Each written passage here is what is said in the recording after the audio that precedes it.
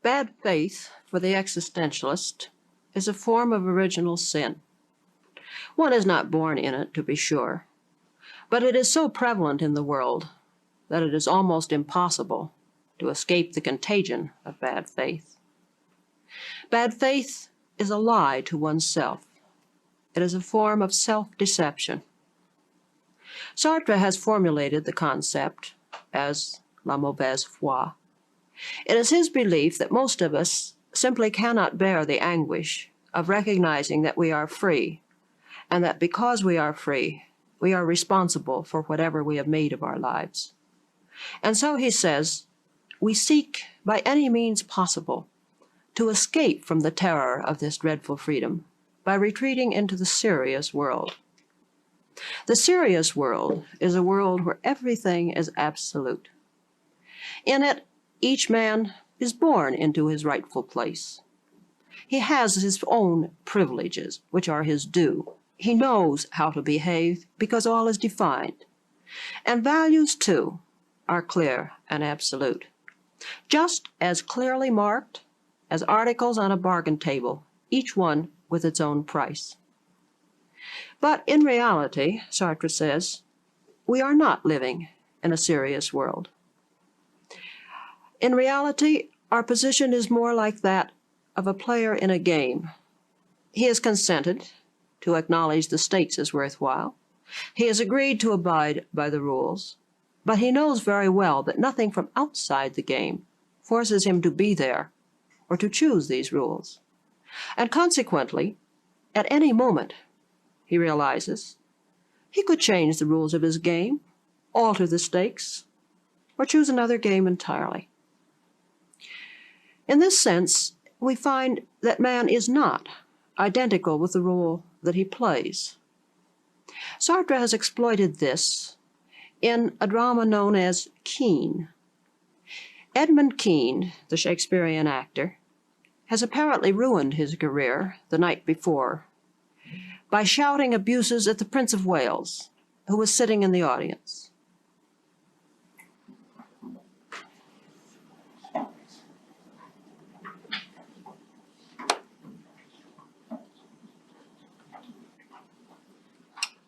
Governor, if I tell them you're in your right mind, they'll put you in prison. Prison? Because I'm in my right mind? What a world.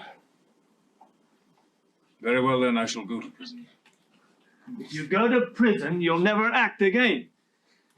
What a fate. Oh, Governor, you mustn't let him. What do you want me to do? Well, if you'd only... just for a day or two. What? Pretend. To? Yes. Solomon. Well, you were magnificent in Lear. Lear. My dear fellow, even if I wanted to, it would be impossible. I can never act again. You can never? Since when? Since last night. I've been thinking. To act, one must take oneself as someone else. I thought I was Kean, who thought he was Hamlet, who thought he was Fortinbras. But Hamlet... Yes, Hamlet does think he's Fortinbras. Shh! It's a secret. What a series of misunderstandings. Fortinbras doesn't think he is anyone. Fortinbras and Mr. Edmund are alike. They know who they are, and they say only what is. You can ask them about the weather, the time of day, the price of bread, but never try to make them act on a stage. What's the weather like? Can't you see? The sun is shining.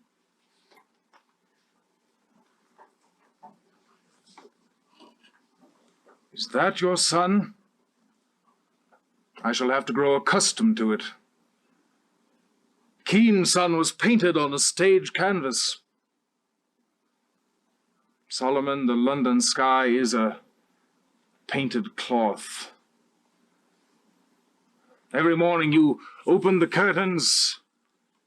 I opened my eyes and I saw... I don't know what I saw. When the man himself is a sham, everything is a sham around him. Under a sham sun, the sham Kean cried the tale of his sham sufferings to his sham heart. Today the sun is real. How flat real light is! Truth should be blinding, dazzling. It's true. It's true. I am a ruined man. I shall wait for the police here. That's Richard III's chair. In this very chair. When you go, leave the street door wide open. I want the police to have free access. Like the Gauls invading the Roman Senate? Who told you I was thinking of that? It was in the new play you give me to read. Oh my God. You are right. I am making a gesture. Do you know my whole life is composed of nothing but gestures? There is one for every hour, every season, every period of my entire life. I learn to walk, to breathe, to die. Now, at last, those gestures are dead, like so many dead branches. I killed them all last night at one blow. I will root them out, and if I cannot, I will cut off my arms!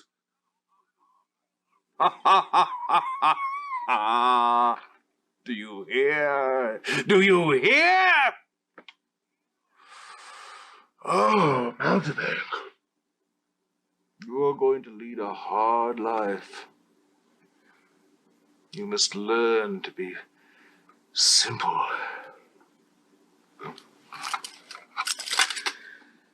Perfectly simple. Out of my life or I will kill you! No. Stay. You do not incommode me.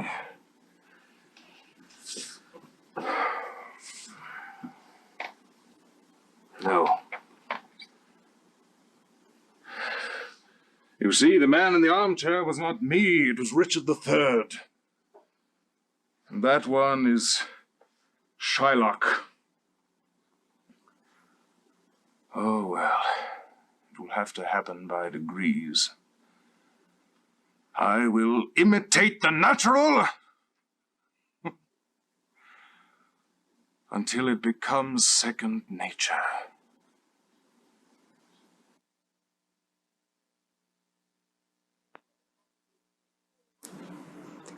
As an actor, Kean can perhaps see the human situation a little more clearly than the rest of us. For as he watches himself playing his roles, it is as though he looked into a series of mirrors, finding image upon image, and then discovering that he cannot decide which is the real Kean. The answer, of course, for the existentialist is that there is no real Kean. For one cannot say of a man that he is anything in the way that the tree is a tree or a table is a table. There is, as it were, a little film of nothingness between a man and his acts. And here, according to Sartre, is where bad faith enters in. It is just, says Sartre, as though man shifted back and forth between two meanings of the verb to be. In the past, one was what one was. In other words, a man was what his acts made him be. But in the present and the future, then the situation is different. Facing the past, the man in bad faith will attempt to say that he isn't really what his acts would seem to have made him. For example, I have, let's say, cheated on my income tax, pocketed a few extra items in the supermarket. And yet, I declare, I am not a thief, for I do not have the nature of a thief. Now, such bad faith is easy to detect. But what about sincerity itself? This may be a trap. It may prove to be a form of bad faith. For suppose a person says, I am an evil person. I am hostile to society. I am an outcast. And since I am a criminal or a thief, there's no point in my trying to be anything else. For this is what I am, and I can't change it. This becomes perhaps a more serious form of bad faith, the seeming sincerity, than the insincerity. One might recall the old story of the man who was made to feel by an old-fashioned minister that he was totally evil and depraved. As the limerick puts it, at Ipswich, when the preacher had quitted, a young man said, "Ah, now I've hit it. Since nothing is right, I'll go out tonight, find the best sin and commit it." But bad faith is not just an attitude toward oneself. It involves also an attitude toward others. In general, we may say that bad faith consists in accepting absolutely the customs and the outlook of the society around one, as though it were absolutely true for eternity. And more than this, it consists in identifying a man with some accident of his situation, his social situation, his religion, his race, or what he happens to have done in the past. Simone de Beauvoir, in her book, The Ethics of Ambiguity, discusses bad faith in connection with a society with oppressed and oppressors. It is common, she says, for the oppressors to deny the oppressed education and everything which would help lift them above the level of sub-men. And then the oppressors look around them and say, "But can I possibly be on an equal basis with such animals as these?" In prejudice, one can see most easily of all the structure of bad faith. The prejudiced man pins all others than himself to some accident of birth or religion or situation, and then he feels that he has, in contrast, a position which cannot be assailed. No matter what he does not have to win his place in the sun. He is what he is. He has the impenetrability of a rock. Sartre says that no man is ever simply an anti-Semite or an anti-Negro, for example, but that anti-Semitism or one of the other prejudices is not an opinion. One can't change the prejudiced man by showing him an array of facts so that he will modify his opinion. But prejudice is a global attitude. And the man who is prejudiced in one respect will be prejudiced in every other respect. For what he fears is the truth about man, that he is what he makes himself. And consequently, he wants to keep men always attached to some mere accidental property of their being. We can see an especially amusing example of this in Sartre's play, Nekrassov. In one scene, a thief has been caught in the apartment of a very respectable householder. See below, the man of the house has just called the police. Do I look like a murderer? What a misunderstanding. I admire you, and you think I want to cut your throat. I admire you. Let me look at the honest man in his full and splendid majesty. Suppose I were to tell you that I tried to kill myself just now in order to escape my pursuers. Don't try to get around me. Splendid. And suppose I were to take a vial from my pocket, swallow the contents, and drop dead at your feet. Well, What would you say? I'd say the rogue had saved the law a job. The quiet certitude of an irreproachable conscience. It is easy to see, sir, that you have never entertained the slightest doubt about what is right. Of course. And that you don't subscribe to those subversive doctrines which hold the criminal to be a product of society? A criminal is a criminal. Splendid. A criminal is a criminal. That's well said.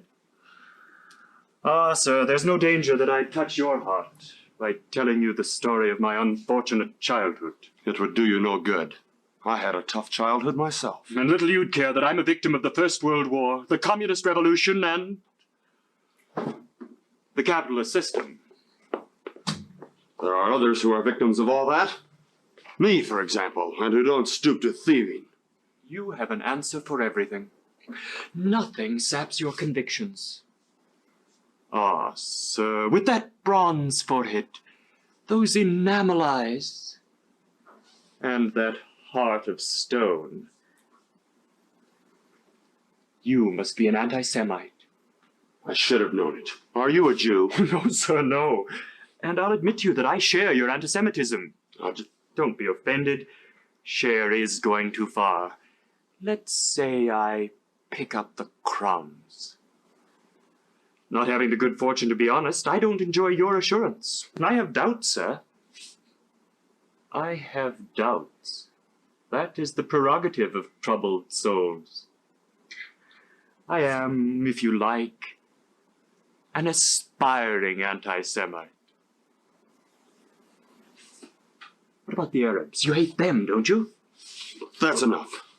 I have neither the time nor the inclination to listen to your nonsense. I ask you to go back into this room immediately and to wait there quietly until the police arrive. I'll go back in the other room. But just tell me that you hate the Arabs. Yes. Say it better than that, just to please me. And I'll swear to you it's my last question. They ought to stay where they belong. Wonderful. Sir, I take off my hat to you. You are honest to the point of ferocity. After this brief tour of the horizon, our identity of views is plain, which doesn't surprise me. What honest people we scoundrels would be if your police would give us the chance.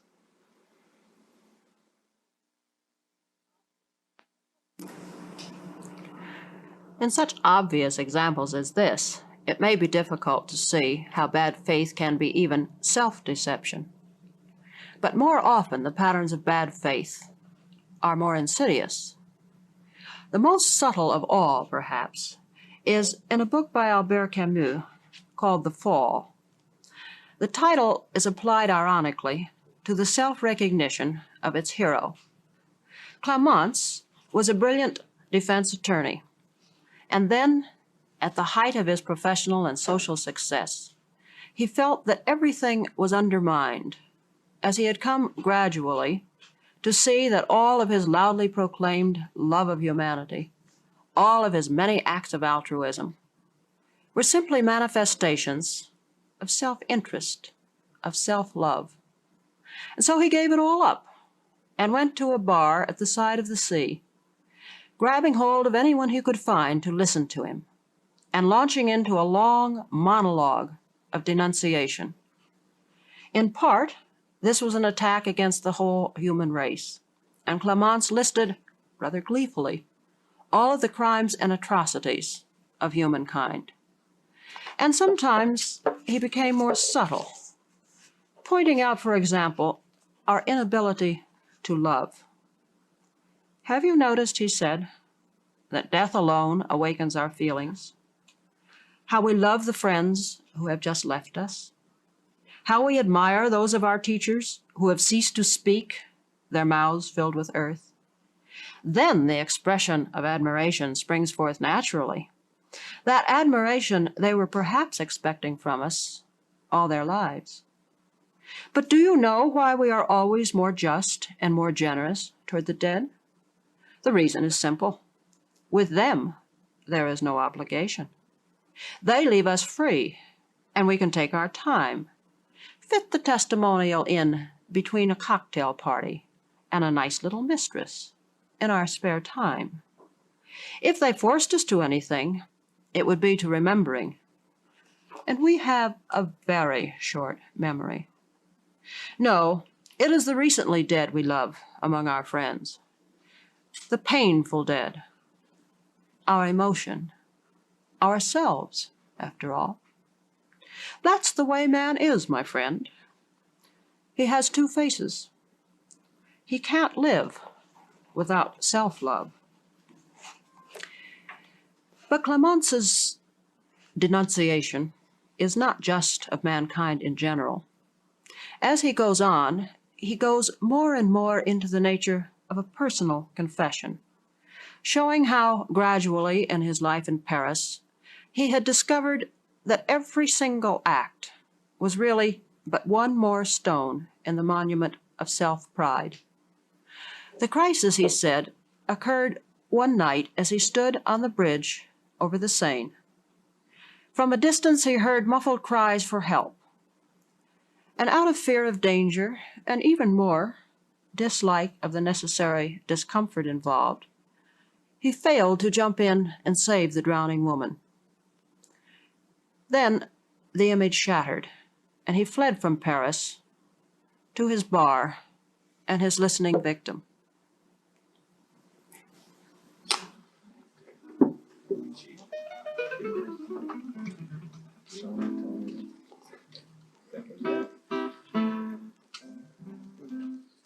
I have been practicing my useful profession here for some time. It consists, to begin with, as you know from experience, in indulging in public confession as often as possible. I accuse myself up and down, covered with ashes, tearing my hair, my face scored with clawing, but with piercing eyes I stand before all humanity, recapitulating my shames without losing sight of the effect I am producing, and saying, I was the lowest of the low. When I get to, this is what we are, the trick's been played and I can tell them off. However, I'm like them, to be sure. We're in the soup together. However, I have a superiority in that I know it. And this gives me the right to speak.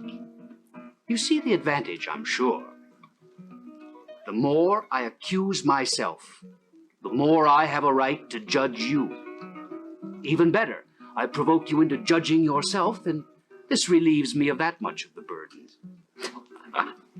Oh, we are odd, wretched creatures.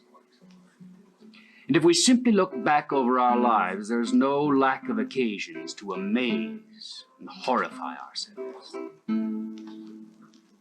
Just try. I shall listen, you may be sure, to your own confession with a great feeling of fraternity.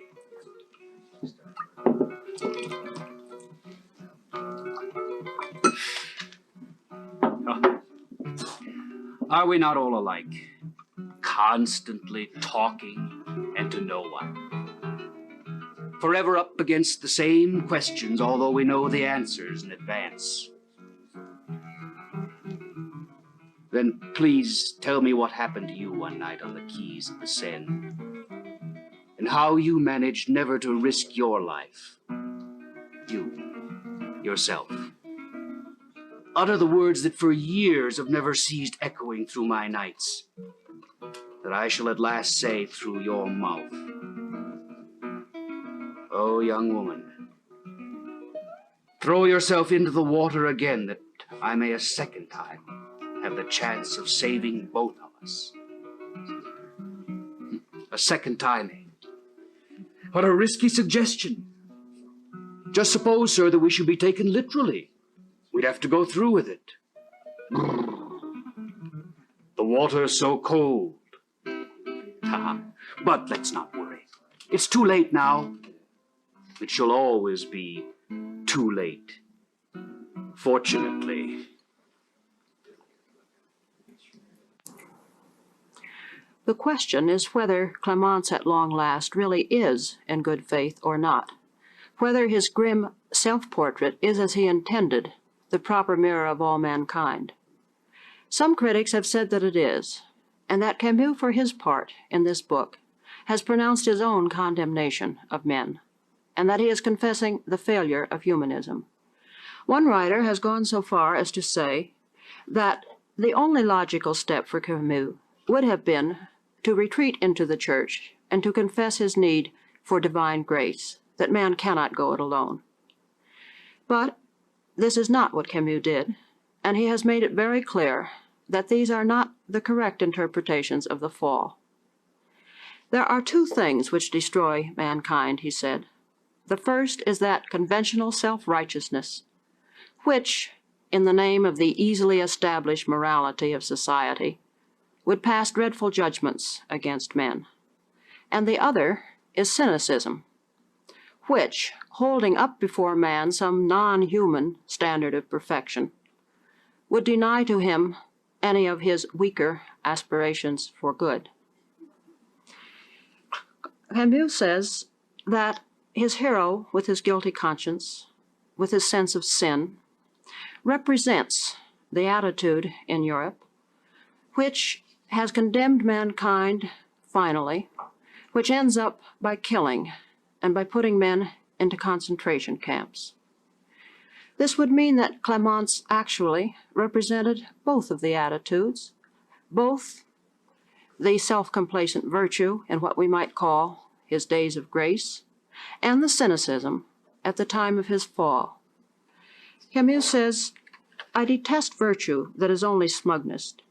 I detest the frightful morality of the world, and I detest it because it ends, just like absolute cynicism, in demoralizing men and in keeping them from running their own lives with their own just measures of meanness and of magnificence." Perhaps we may say that good faith consists in accepting men in spite of their evil for the sake of their potential good.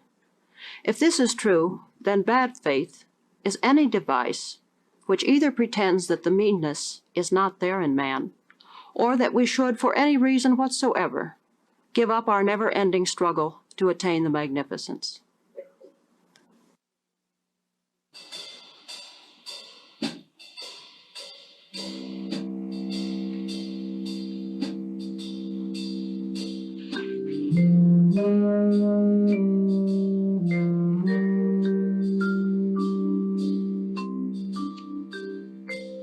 The scene from Nekrassov by Jean-Paul Sartre was translated by Sylvia and George Lafont. The scene from Sartre's Kean was translated by Kitty Black. Both works are published by Alfred A. Knopf under the title The Devil and the Good Lord and two other plays.